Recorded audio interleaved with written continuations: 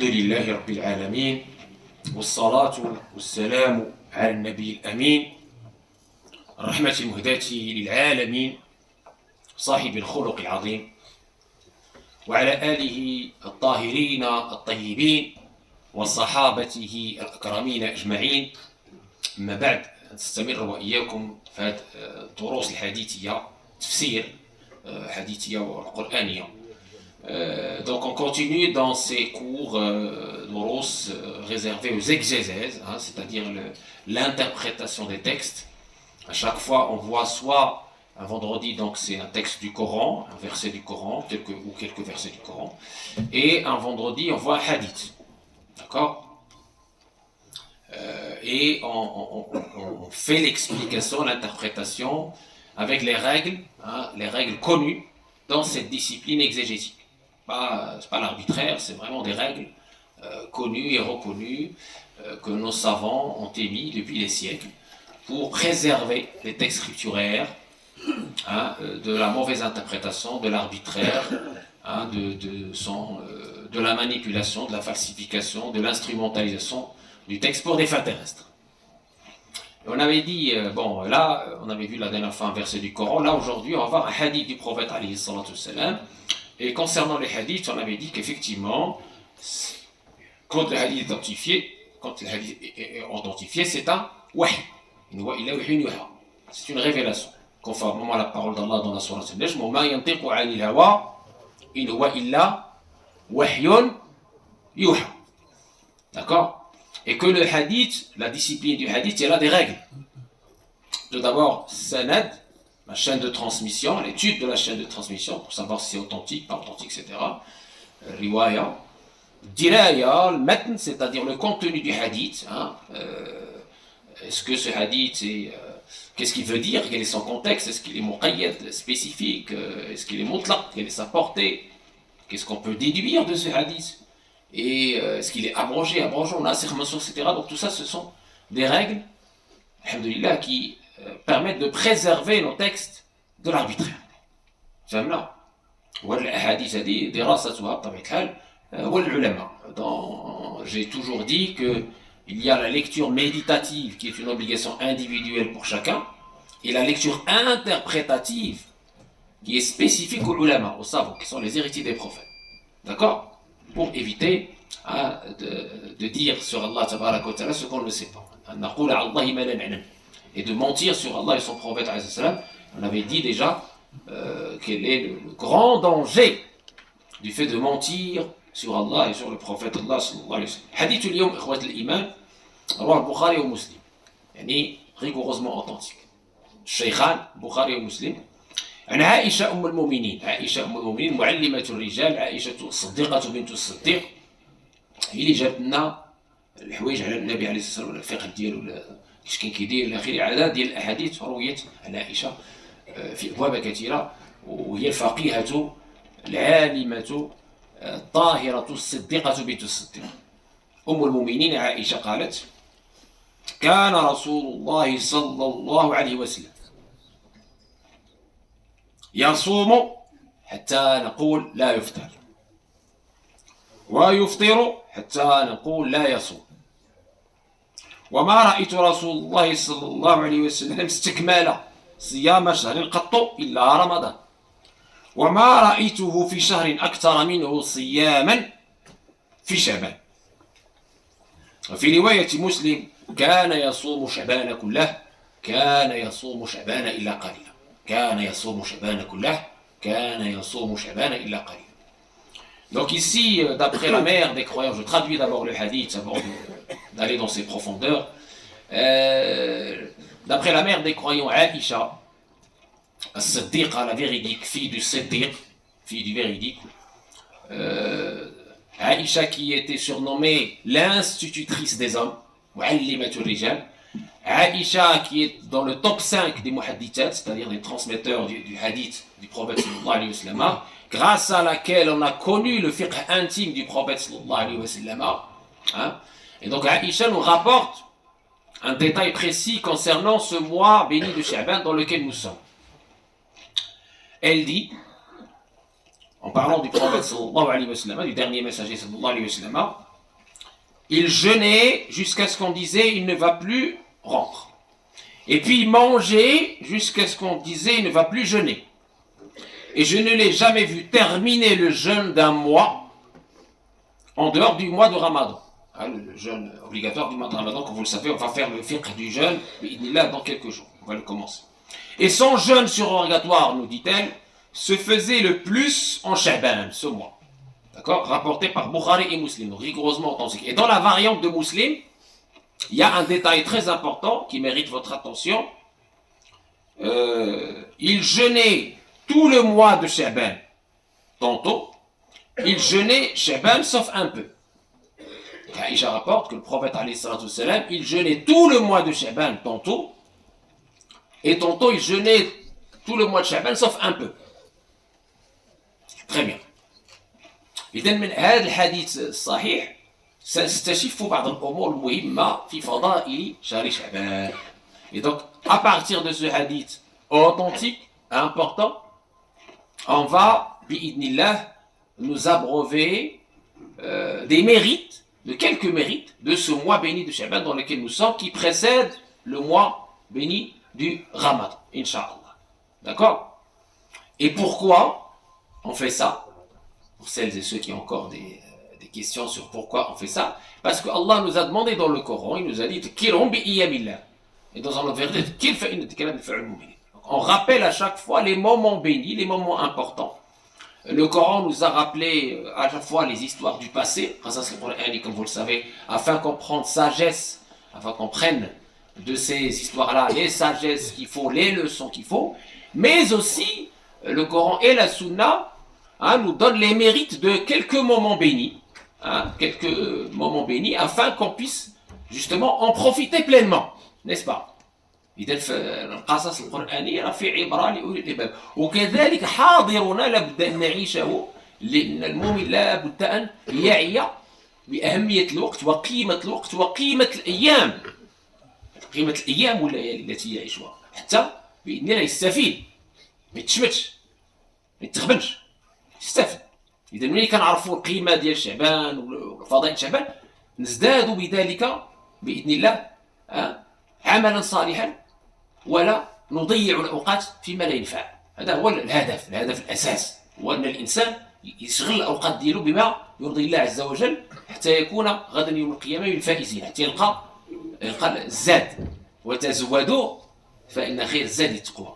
N'est-ce pas? Dans le Coran, Allah nous dit تزودوا, cherchez le viatique. Et le meilleur viatique, c'est la piété, la crainte révérentielle. Très bien. Dans le même sens, selon Muwatta, donc l'imam Malik, livre 18, chapitre 22, pardon, Aïcha, radiyallahu anha, rapporte, et je n'ai jamais vu l'envoyé d'Allah, sallallahu alayhi wa sallam, jeûner au complet pour un mois, sauf Ramadan, son jeûne bénévole se faisait souvent au mois de Sha'ban. Donc on voit que les hadiths à ce sujet-là, par rapport au mérite du mois de Sha'ban, qui est un mois où le prophète jeûnait beaucoup, les hadiths s'accordent. Ce qui nous amène à une première conclusion. Première conclusion, qui est ce que les savants ont dit, Sha'ban shahru Rasulillahi sallallahu alayhi wa sallam. Sha'ban shahru Rasulillahi. اسمع علاش قالوا هذه القضية؟ لأن هو كان كيصوم فيه أكثر من غيره. بطبيعة الحال غير رمضان اللي هو طبيعة الحال فريضة. إذن donc la première conclusion, Sha'ban fut surnommé le mois du prophète sallallahu alayhi wa sallam. Le mois du prophète sallallahu alayhi wa sallam. Parce que le prophète alayhi salatu wassalam jeûnait beaucoup pendant ce mois béni de Sha'ban. On va voir pourquoi. D'accord? Ça c'est la première conclusion. C'était le mois où il jeûnait le plus. D'accord? Donc les savants l'ont surnommé le mois de Rasulullah sallallahu alayhi wa sallam. Très bien. Et donc, on a, comme j'ai dit, des mérites de ce mois et des événements qui se sont passés pendant ce mois. Alors, justement, pourquoi le prophète alayhi salatu wassalam jeûnait beaucoup pendant le mois de Sha'ban? On lui a posé la question. Su'ila Rasulullah sallallahu alayhi wa sallam an siyam Sha'ban. لماذا؟ يصوم في شعبان أكثر من غيره. كنهضروا على الصيام التطوع النافلة. On a demandé au prophète pourquoi il jeûnait beaucoup pendant ce mois béni de Sha'ban. D'accord? Il a répondu ذلك شهر يغفل عنه الناس بين رجب ورمضان وهو شهر ترفع فيه الأعمال إلى رب العالمين فأحب أن يرفع عملي ونصائي. إسناده صحيح وأحسن، خرجه النسائي باختلاف يسير وأحمد مطولا. Donc, notre prophète sallallahu alayhi wa sallam, il a répondu en disant c'est un mois, en parlant du mois de Sha'ban, qui est situé entre Rajab, le mois sacré qu'on vient de quitter, et le mois du jeûne, le mois de Ramadan. C'est un mois qui est situé entre Rajab et Ramadan. Et les gens ne font pas attention à ce mois. D'accord? Ils ne font pas attention à ce mois. Ça, c'est la première raison. Et cette première raison, on l'avait détaillée, rappelez-vous, dans un prêche spécifique, quand on a parlé de la ibada dans les moments de l'ghfla. Ibada dans les moments d'insouciance. كان رسول الله صلى الله عليه وسلم يقول العبادة في الأرض كهجرة إليا. قلت على هذا الحديث اللي شرحناه. Une ibada, l'adoration dans les moments de fitna, de grande insouciance, etc. C'est comme une hijra, c'est comme une immigration pour moi. العبادة في الأرض كهجرة إليا. والحديث الآخر اللي هو شرحناه من اتبع سنتي يوم فساد أمتي فله أجر شهيد. Celui qui suit ma sunna le jour où la umma est dans le fasad et dans la corruption, etc., le trouble, l'insouciance, l'éloignement d'Allah tabaraka wa ta'ala, il aura le mérite du martyr. On fait riwaya mi'atu shahid, sans martyr. D'accord? Donc c'est très important. C'est pour ça que le prophète a mis en avant cela, pour qu'on puisse être éveillé. Les moments où les gens sont insouciants, etc., quand toi, tu es éveillé, tu as cette conscience aiguë, tu as cette relation avec Allah qui ne change pas, au contraire, qui est accrue dans les moments difficiles, et bien là, les mérites sont décuplés, multipliés, etc. Allah te bénit et t'élève. Deuxième raison qu'a évoqué le prophète dans ce hadith, et il a dit, c'est une information pour nous, que Allah a donné à son prophète, et le prophète généreusement, il l'a partagé avec nous, c'est un mois où les actes sont élevés vers Allah tabaraka wa ta'ala. Vous savez, on a parlé de cette élévation de l'acte plusieurs fois. On a parlé par exemple du jeudi. On a parlé de pas mal de moments importants où les actes sont élevés vers Allah et où Allah tabaraka wa ta'ala décide de pardonner. C'est-à-dire il y a une nafha, une brise spécifique. De pardonner, comme dans le hadith qu'on va voir du milieu de Sha'ban, pardonner à tous ceux qui adorent Allah sans rien lui associer, sauf le mouchahin, sauf celui qui a une rancune vis-à-vis de son frère ou de sa soeur. D'accord? Allah dit aux anges, laissez-les jusqu'à ce qu'ils se réconcilient. On avait vu déjà ces différents hadiths sur Rafa'ul Amal, sur l'élévation des actes, et sa signification et sa portée, et son importance, etc. Donc le prophète a dit, puisque c'est un mois où les actes sont élevés vers Allah tabaraka wa ta'ala, eh bien j'aime que mes actes soient élevés alors que je suis en état de jeûne. J'aime que mes actes soient élevés vers Allah tabaraka wa ta'ala, soient accueillis généreusement, soient acceptés, et donc pour maximiser cela, je suis en état de jeûne. Pour être dans les meilleures dispositions vis-à-vis d'Allah tabaraka wa ta'ala, je suis en état de jeûne. Le jeûne, on a dit, quand vous êtes en état de jeûne, vous êtes dans un état de pureté, vous êtes dans un état très proche des anges. D'accord? Vous êtes les invités d'Allah. Quand on est dans l'état de jeûne, parce qu'on ne mange pas, on s'abstient de nos shahawat ou nos désirs, etc. Donc on s'approche de ce monde supérieur des anges. نتشبه بالملائكة نتشبه بالملائكة المكرمين الله تبارك وتعالى يباهي بنا عباده هذو تركوا شهوتهم وطعامهم وشرابهم لأجلي. Allah dit à regardez mes serviteurs, mes adorateurs, ils ont délaissé leur shahwa, leur désir, leur boisson, leur appétit pour moi, par amour pour moi. C'est magnifique, d'accord? Et donc ça c'est un premier élément. Donc, dans ce hadith, on a deux raisons qui ont été évoquées. Troisième élément important pour ce mois de Sha'ban, que les savants ont mis en avant, ils ont dit c'est un exercice. C'est un exercice pour le mois de Ramadan, pour se préparer à accueillir de la meilleure façon le mois du jeûne. D'accord,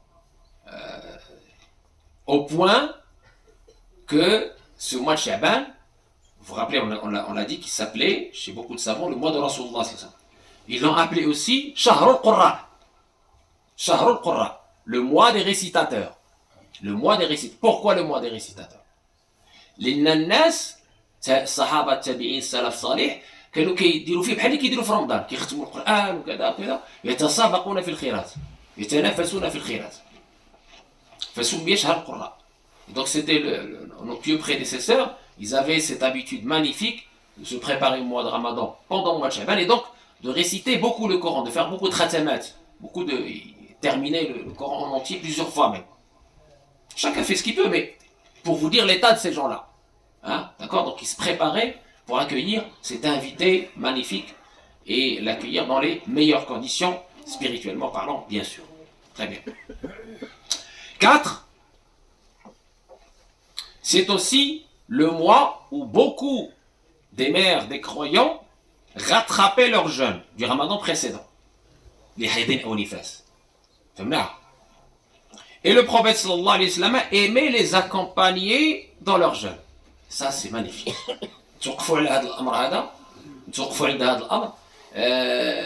النبي عليه الصلاة والسلام الأمور اللي قالوها في هذا شعبان أنه كان يرافق أمهات المؤمنين في صيامهن، أي في قضاء صيام رمضان الماضي لحيض ونفاس. وهذه من اعتناء رسول الله صلى الله عليه وسلم بأهله ومحبته لأهله. Et ça montre l'amour, l'affection, la miséricorde, la bienveillance du prophète vis-à-vis de sa petite famille. Très important.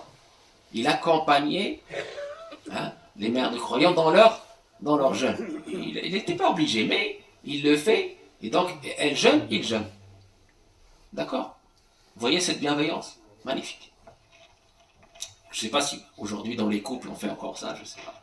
En tout cas, c'est magnifique. Magnifique. 5. C'est le mois où fut révélé le verset ordonnant la prière sur le prophète sallallahu alayhi wa sallam. Surat al-Ahzab, surat 33, verset numéro 56. Inna Allah wa malaikatahu yusalluna ala an-nabi ya ayyuhalladhina amanu sallu alayhi wa sallimu taslima. في شعبان نزلت هذه الآية العظيمة التي تأمرنا بالصلاة على رسول الله صلى الله عليه وسلم.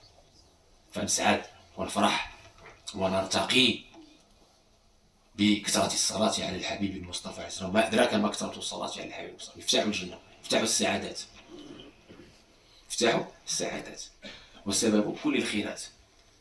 وإذا كانت الأعمال كلها بين القبول ورضها فإن الصلاة على رسول الله صلى الله عليه وسلم حتما مقبولة دائما. ولهذا جعلها العلماء قبل الدعاء وبعد الدعاء. فكان الدعاء يتوسطها فكان الدعاء إن شاء الله مقبولا. Et donc, ce qui est magnifique aussi, c'est que c'est le mois où fut révélé ce verset qui nous ordonne, nous les croyants, de faire la salat al-Nabi alayhi salam. Ce dhikr magnifique, qui nous élève, que Allah tabaraka wa ta'ala a mis à notre disposition pour nous purifier, pour nous élever, pour résoudre nos soucis, répondre à nos besoins. La prière sur le prophète, on a fait un séminaire complet, un prêche complet sur cela, qui montre les grands bienfaits de Salat al-Nabi alayhi salatu wassalam. Dans ce monde et dans l'autre. Il suffit de vous dire que c'est le seul acte de bien qui est toujours agréé par Allah. Tous nos actes, ça dépend de l'intention, ça dépend de la prédisposition. Sauf la prière à la Rasulullah, elle est toujours acceptée par Allah. C'est pour ça qu'on l'a mis, qu'elle encadre vos supplications, vos doigts. On l'a mis avant le doigt, en amont du doigt et à la fin du doigt. D'accord? Avec le hamd, avec la louange à Allah tabaraka wa ta'ala. Après la louange, on fait le salat ala rasulullah, et puis après on demande à Allah ce qu'on veut, et Inch'Allah, maqboula. D'accord? Et à la fin, on finit avec la prière. sur le prophète sallallahu alayhi wa sallam. Sixième élément important pour ce mois de Sha'ban. Vous me suivez, ça va, il n'y a rien d'ambigu, tout va bien, tout le monde a compris. Sixième élément, très important, pendant ce mois de Sha'ban, c'est au milieu de ce mois de Sha'ban que furent révélés les versets sur le changement de la Qibla de Jérusalem vers Al-Kaaba. فيه كان تغيير القبلة. نرى تقلب وجهك في السماء فلا نولينك قبلة ترضاها فول وجهك شطر المسجد الحرام وحيثما كنتم فولوا وجوهكم شطرها. هذه كانت 15 شعبان. C'est pendant ce milieu de Sha'ban que les croyants ont reçu l'ordre de se tourner, et là c'est définitif, vers la Qibla de la Mecque. Évidemment, il y avait toute une fitna, c'était une épreuve pour savoir qui suit le prophète alayhi salam et qui suit ses patients. سيقول السفهاء من الناس ما ولاهم عن قبلتهم التي كانوا عليها قل لله المشرق والمغرب يهدي من يشاء إلى صراط مستقيم وما جعلنا القبلة التي كنت عليها إلا لنعلم من يتبع الرسول ممن ينقلب على عقبيه وإن كانت لكبيرة إلا على الذين هدى الله وما كان الله ليضيع إيمانكم إن الله بالناس لرؤوف رحيم. Ici, Allah tabaraka wa ta'ala répond à ces personnes-là qui se sont exclamées mais pourquoi on change de qibla, etc. Et c'est une réponse très éloquente et suffisante qui nous montre que que Allah tabaraka wa ta'ala c'est lui qui légifère, Allah tabaraka wa ta'ala décide et qu'on n'a pas à s'attacher à un endroit ou à un moment ou à une posture. Il faut s'attacher à Allah tabaraka wa ta'ala. La qibla c'est juste une référence, un repère. Et le croyant, il n'a même pas à se poser la question quand Allah, effectivement, a ordonné ce changement de la Qibla. D'accord? Mais c'est aussi un exercice de détachement. C'est très subtil, hein, c'est pour dire à ces gens-là, écoutez, la Qibla c'est juste une référence, juste un repère. Dans le verset coranique, Allah nous éveille, nous dit qu'ils adorent le Seigneur de cette maison. Pas cette maison, le Seigneur de cette maison. Qu'on puisse être éveillé, qu'on ne puisse pas avoir des adorations de forme, sans fond. Il faut toujours rester éveillé, rester connecté, et rester dans cette attache à Allah. D'accord? فهاد 15 شعبان كان الأمر بالجهاد في السنة الثانية من الهجرة بقول الله تبارك وتعالى أذن للذين يقاتلون بأنهم ظلموا آية. Et donc c'est aussi ce milieu de Shaban, 15 de Shaban, très important aussi, que enfin, après 12 ans de mission, 15 ans pardon, de mission, 13 ans à la Mecque et 2 ans à Médine, il y a eu, ça fait 15 ans, 13 plus 2 ça fait 15 ans, donc la deuxième année de l'Hégire, il y a eu cette autorisation par le verset que vous venez d'entendre de Surat Al-Hajj, de se défendre, c'est-à-dire cette défense militaire a été finalement autorisée pour contrer les oppresseurs, ces polythéistes qui voulaient en découdre avec l'islam et les musulmans. D'accord? C'était 15 du Shaban, à la 15e année de la mission du prophète, la deuxième année de l'Égypte. 13 plus 2, 13 à la Mecque, après 2 ans passés à Médine, il y avait ce verset au 15e mois de Shaban. إذا بعد مرور إذا كان في الترتيب كان الأمر بالجهاد في السنة الثانية ثم بعده تحويل القبلة في منتصف شعبان وبعد مرور 16 شهرا من استقبال المسجد الأقصى نزل جبريل عليه السلام بالوحي إلى النبي صلى الله عليه وسلم ليزف له البشرى بالتوجه إلى الكعبة. الآية فلنولينك قبلة ترضاها فول وجهك شطر المسجد الحرام. كذلك كانت غزوة بدر الأخيرة في شعبان سنة 7 هجرية وتسمى هذه الغزوة بدر الآخرة وبدر الصغرى وبدر الثانية وبدر الموعد، ولم يكن فيها قتال. كذلك كانت غزوة بني المصطلق، هي إحدى الغزوات التي كانت بين جيش المسلمين وبين المنافقين، إن المنافقين يخادعون الله وخادعون، وكانت سنة 5 هجرية، وكانت هناك أمور كثيرة بطبيعة الحال. Septième élément sur lequel je veux appuyer par rapport à ce mois de Shaban, il y a des hadiths qui mentionnent du pardon d'Allah tabaraka wa ta'ala au milieu du mois de Shaban, sauf pour le mushrik ou ceux qui ont dans leur cœur une haine ou une rancune. عن عائشة رضي الله عنها وأرضاها أن النبي صلى الله عليه وسلم قال إن الله عز وجل يطلع على عباده في ليلة النصف من شعبان فيغفر للمستغفرين ويرحم المسترحمين، أي الذين يطلبون الرحمة، ويؤخر أهل الحقد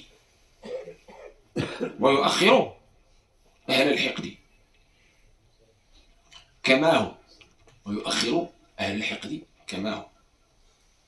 ولله فيها عتقاء من النار بعدد شعور شعر غنم بني كلب، وهي قبيلة. لا ينظر الله فيها، أي في تلك الليلة، إلى مشرك ولا إلى مشاح ولا إلى قاطع رحم ولا إلى مسبل ولا إلى عاق لوالديه ولا إلى مدمن خمر. المسبل اللي كيدير تكبر بطبيعة الحال. رواه البيهقي في شعب الإيمان. Et donc ici, il y a un certain nombre de hadiths, on peut discuter de leur authenticité, ils ne sont pas tous authentiques, certes, qui nous parlent de cette nuit du 15 Shaban, comme une nuit bénie où Allah tabaraka wa ta'ala décide, par sa sagesse, par sa bonté, par sa générosité, par sa grâce, hein, de pardonner à ceux qui lui demandent pardon, d'être miséricordieux envers ceux qui lui demandent la miséricorde, de bénir, d'élever ses adorateurs, sauf le mushrik, et ceux qui ont une haine, il les laisse à leur haine. D'accord? Et celui qui ont décidé de rompre leur lien de sang, etc., il les laisse. Ils sont pas bénis, ils sont bannis. D'accord? Jusqu'à ce qu'ils se repentent à Allah tabaraka wa ta'ala de cela. Donc malgré le fait que des hadiths spécialement dédiés à la journée du 15 et sa nuit sont faibles, beaucoup de savants ne voient pas d'inconvénient à jeûner le 15 Shaban et veiller sa nuit. C'est un acte méritoire dans tous les cas. Et chez beaucoup de savants, on peut suivre le hadith faible. يجوز اتباع الضعيف فضائل الأعمال إذا لم يخالف هذا الحديث الضعيف يعني أحاديث أو آيات صريحة. Donc, et chez beaucoup de savants, on peut suivre le hadith faible pour ce qui est des bons actes, fada'il al-a'mal, et des choses méritoires qui ne contredisent pas, évidemment, les textes fermes et authentiques. Et justement, les textes fermes et authentiques parlent du mois de Shaban comme un mois où le prophète sallallahu alayhi wa sallam jeûnait beaucoup.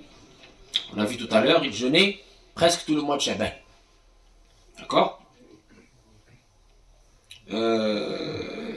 Et donc, ce qui est important aussi à dire, certains vont dire non, c'est macro, c'est pas bien de jeûner le 15 ou après le 15. Non, chez les Malikites, non, on n'a pas cette détestation. Pour la raison simple que je vous ai évoquée, la preuve que le prophète alayhi salatu wassalam jeûnait, كان يصوم شعبان كله في الحديث صحيح مسلم كان يصوم شعبان إلا قليلا. Il jeûnait presque tout le mois de Shaban. Donc, si le prophète le fait, pourquoi y aura-t-il un problème? D'accord? Donc, on peut jeûner le 15, le 16, le 17, le 18, le 20, le 21, il n'y a pas de souci. On peut jeûner ce qu'on veut du mois de Shaban. C'est méritoire, ouvert, libre, volontaire. Plus on jeûne, plus on a les mérites d'Allah tabaraka wa ta'ala. Évidemment, pour ceux qui ont une santé normale, qui peuvent jeûner, etc. Voilà, c'est pas un jeûne obligatoire, on est d'accord. Et c'est wajib, on a dit, maintenant, il y a une seule question, un seul souci, c'est ce qu'on appelle le jour du doute. Yawm al-shak. C'est avec ça qu'on va terminer, Inch'Allah. Le jour du doute, Yawm al-shak. Alors, le jour du doute,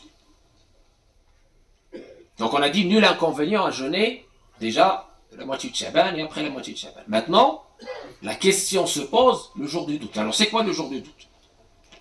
Il se définit chez nous Malikiya, on le définit comme le 30e jour du mois de Sha'ban. Si on n'est pas sûr qu'il est le premier jour de Ramadan, à cause par exemple d'une nuit nuageuse la veille qui empêche de voir la naissance du croissant. اليوم الثلاثين من شعبان كيقدر يكون يوم الشك فهمنا le 30e jour du mois de Sha'ban. Parce qu'on n'est pas sûr. Est-ce que le mois de Sha'ban fait 29? Auquel cas, le premier jour c'est le jour d'après. Ou est-ce que le mois de Sha'ban va faire 30? Auquel cas, c'est le jour d'après qui est le premier de Ramadan. D'accord? Comme on le sait, le mois de calendrier musulman, du calendrier lunaire, il fait soit 29, soit 30. On ne peut pas avoir 31. Soit 29, soit 30. Donc le 30, Sha'ban, c'est ce qu'on appelle le jour du shek, le jour du doute. Très bien. Alors, qu'ont dit les savants par rapport à ce jour du doute? Si le fidèle le jeûne pour le mérite, sans en faire une habitude, ou si la personne avait l'habitude de jeûner le jeudi, par exemple, quelqu'un qui jeûne le lundi et le jeudi, c'est bien, et que ce jour de doute coïncide avec ce jour-là, ce jeudi par exemple. Dans ces cas, ce jeûne est comptabilisé méritoire. Si le fidèle jeûne le jour du doute dans l'intention de rattraper un jour manqué pendant le ramadan précédent, ou pour l'expiation d'un serment non honoré, ou pour un vœu, nadr, dans ces cas, ce jeûne est comptabilisé obligatoire. S'il s'avère que ce jour est le premier jour du ramadan, le jeûne ainsi fait doit continuer, et le jour ainsi jeûné doit être rattrapé plus tard. À la fois celui du premier jour du ramadan et celui qu'on a essayé de rattraper ou pour l'expiation d'un serment. Non. D'accord? Voilà. Donc il rattrapera 2 jours. Quand on veut nadr, il n'a pas à le rattraper puisqu'il était spécifié pour un jour bien précis et ce jour est passé. Bon. Si maintenant le fidèle jeûne ce jour par précaution, c'est ce qui arrive souvent. Il se dit, si ce jour est le premier du ramadan, ce sera le début de mon jeûne, du ramadan. Et sinon, ce sera pour moi un jeûne méritoire. Ceci chez nous est makruh, détestable. D'accord? Détestable. Et s'il s'avère que ce jour est le premier jour du ramadan, le jeûne ainsi fait doit continuer, mais le jour ainsi jeûné doit être rattrapé. D'accord? Le jour ainsi fait doit être rattrapé. Ce jour ne comptera pas dans les jours jeûnés du ramadan, car l'intention dans ce cas était défaillante. D'accord? هذا هو اللي بغينا نقولوا على هذا شهر شعبان وما تعلق به من فضائل ومزايا. Donc c'est ce qu'on voulait en résumé vous dire par rapport à ce mois béni de Sha'ban, par rapport à ses mérites, par rapport à quelques événements qui se sont passés pendant ce mois de Sha'ban. Donc profitons, Inch'Allah, nous et nos enfants, pour s'exercer, pour établir un bon programme, pour éveiller nos consciences, pour nous reconnecter à l'absolu, pour nous réconcilier, comme on va le voir, Inch'Allah, dans la khutbah. Donc là, si vous avez des questions en arabe ou en français, sont les bienvenus par rapport à ce qu'on vient de dire, Inch'Allah, ou des choses qui ne sont pas claires. فما تردوش تقدموا الله يفتح عليكم تقدموا راه البرد مرات تقدموا افونسي بارك الله فيكم افونسي دونك tout d'abord باذن الله من لم يشكر للناس لا يشكر لله. Tout d'abord notre prophète alayhi salam nous a appris la gratitude, nous a appris de rendre grâce aux gens, car celui qui ne rend pas grâce aux gens ne rend pas grâce à Allah. Donc on a un frère qui a donné 360 € pour l'achat de 0,4 m² dans la future mosquée d'Addisons, donc grande mosquée, Inch'Allah, qu'on est en train de bâtir bi'idhnillah, par la volonté d'Allah, par la grâce d'Allah, par l'aide d'Allah, par le soutien d'Allah. Alors qu'Allah tabarak wa ta'ala approuve et agrée cette donation, cette aumône jariya, cette sadaqa jariya pour lui, et qu'Allah tabarak wa ta'ala lui fasse bi'idhnillah multiplier les mérites de cette sadaqa jariya, qu'il retrouve, Inch'Allah, multipliés bi'idhnillah au paradis. Amin. Amin. Et ça nous amène à vous rappeler qu'il ne faut pas oublier notre grande mosquée. Il n'y a aucune autre source de financement si ce n'est vous. Après Allah tabarak wa ta'ala, on compte sur vous pour financer votre mosquée, qui sera la mosquée institut, la mosquée université pour nous et nos enfants, pour l'adoration d'Allah, pour l'éducation de nos jeunes, pour tout ce qu'on fait ici, Inch'Allah, en miniature entre guillemets, en mode projet, on le fera là-bas en mode plus grand, que ce soit les aumônes qu'on fait pour les plus démunis, le plan grand froid Donc on a, alhamdoulilah, bien entamé cette année avec l'aide des frères et sœurs, que ce soit tout ça, on pourra le refaire, bi'idhnillah, dans notre grande mosquée avec plus de moyens, plus de monde, plus de compétences, bi'idhnillah, si et seulement si on s'active et, bi'idhnillah, on réussit ce projet, et je pense qu'il n'y aura pas de souci. Alors, le frère Kevin qui a embrassé notre belle religion il y a 4 mois, a mis fin à ses jours cette semaine. Est-ce qu'on peut faire des douas? Alors, je ne sais pas ce qui s'est passé avec ce frère, qu'Allah tabaraka wa ta'ala nous épargne ce genre de choses. يقول الزم القائل ولا تقتلوا أنفسكم إن الله كان بكم رحيما ومن يفعل ذلك عدوانا وظلما فسوف نصليه نارا وكان ذلك الله يسير. Attention, Allah tabaraka wa ta'ala nous veut du bien. Allah tabaraka wa ta'ala est plus miséricordieux pour nous que notre maman et notre papa. Jamais on doit céder au désespoir, on l'a dit plusieurs fois. Jamais on doit aller dans le sentier de ces gens qui vendent de la drogue et tout ça, et qui vous font vivre dans des situations malheureusement déviantes, irréelles, et malheureusement d'addiction. Donc on prie Allah tabaraka wa ta'ala pour ce jeune, qu'Allah tabaraka wa ta'ala lui pardonne. Qu'Allah tabaraka wa ta'ala lui pardonne, qu'Allah tabaraka wa ta'ala lui pardonne, qu'Allah tabaraka wa ta'ala le prenne dans sa vaste miséricorde. Allahumma ighfir lahu warhamhu, Allahumma ighfir lahu warhamhu, Allahumma ighfir lahu warhamhu, Allahumma ihfazna wa iyyakum wa auladana wa shababana min al-ya'si wa min kulli ma yab'athu 'ala al-yas. Qu'Allah tabaraka wa ta'ala nous protège du désespoir, qu'il apporte la grande porte de Satan, qu'Allah tabaraka wa ta'ala nous aide à avoir toujours espoir en lui. On a fait plusieurs prêches sur l'optimisme, sur le Hassan. الإنسان دائما يتفائل بالخير تجده. دائما الإنسان يقول الدنيا شنو هي؟ c'est rien, ce bas monde c'est quoi? Ça ne mérite pas tout ce désespoir et cette comment on appelle ça, cette angoisse et cette inquiétude. ثق بالله يا أخي، ثق بالله.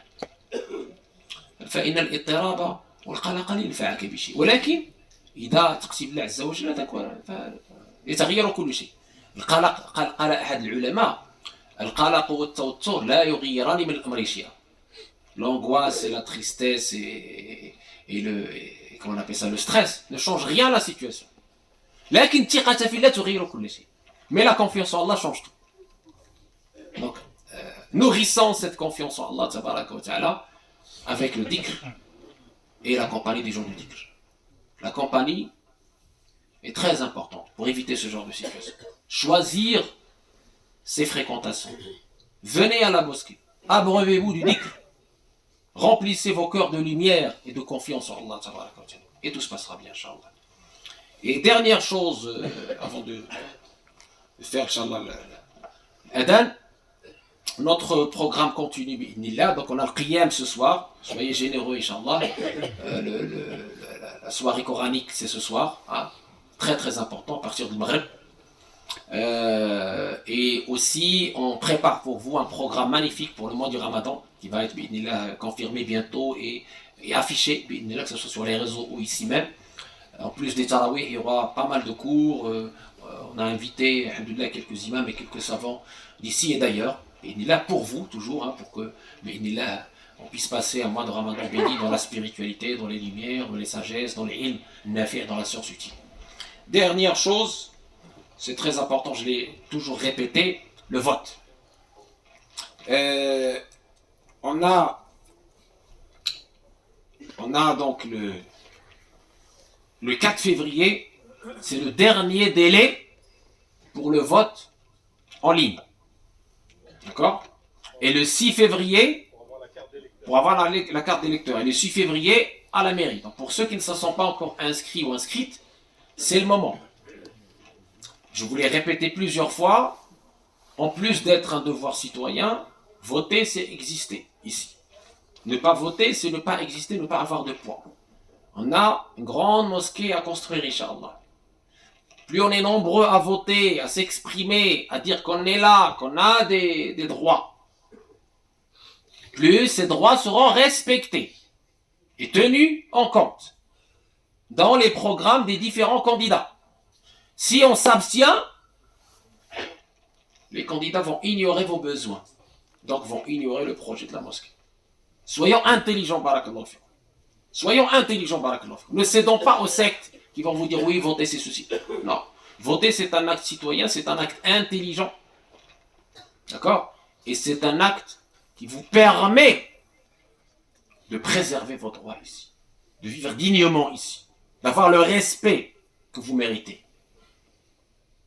Est-ce qu'on est d'accord sur ce sujet? Allah ytaqabbal min al-jami' al-adhan, inshallah.